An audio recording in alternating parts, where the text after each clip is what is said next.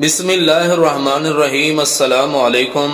आज हम बात करेंगे दुनिया के तेज रफ्तार बॉलर रावलपिंडी एक्सप्रेस के तनाज़ात के बारे में, और आप देख रहे हैं दी नॉलेज। क्रिकेट में अक्सर तनाज़ात देखने को मिलते रहते हैं, लेकिन शुएब अख्तर का कैरियर तनाज़ात से भरा हुआ है। वो हर वक्त खबरों में रहने के लिए मशहूर हैं। 1999 में तनाज़ात का आगाज ऑस्ट्रेलिया में हुआ, जब अंपायर डील हेयर और पीटर वेली ने इसके गेंदबाजी के तरीके पर एतराज किया, जिसको बाद में जायज करार दे दिया गया।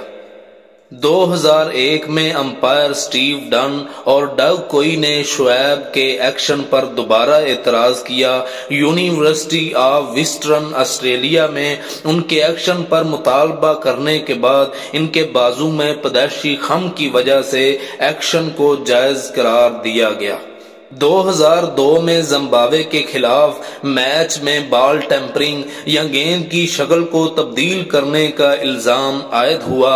2003 में श्रीलंका के खिलाफ मैच में बॉल टेम्परिंग करने के इल्जाम साबित होने पर दुनिया के दूसरे ऐसे खिलाड़ी बने जिन पर जुर्माना और पाबंदी आयद कर दी गई। 2005 में ऑस्ट्रेलिया के दौरे के दौरान उनके दूसरे खिलाड़ियों के साथ रवैये और नज़्मो ज़ब्त के तोड़ने की वजह से वतन वापस भेज दिया गया। अक्टूबर 2006 में शुएब अख्तर और मोहम्मद आसिफ पर क्रिकेट खेलने की पाबंदी आयद कर दी गई, जब दोनों पर ममनुआ अद्वियात लेने का इल्जाम साबित हुआ। अगस्त 2007 में पाकिस्तान क्रिकेट बोर्ड ने शुएब पर 3 लाख रुपए का जुर्माना आयद किया, जब उन्होंने क्रिकेट बोर्ड के साथ बदतमीजी की।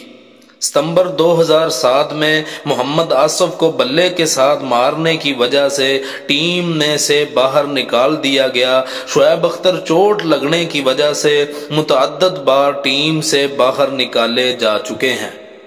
ये थी आज की मालूमात। मजीद इस तरह की मालूमात के लिए हमारा चैनल लाइक और सब्सक्राइब करें। जज़ाकुमुल्लाह।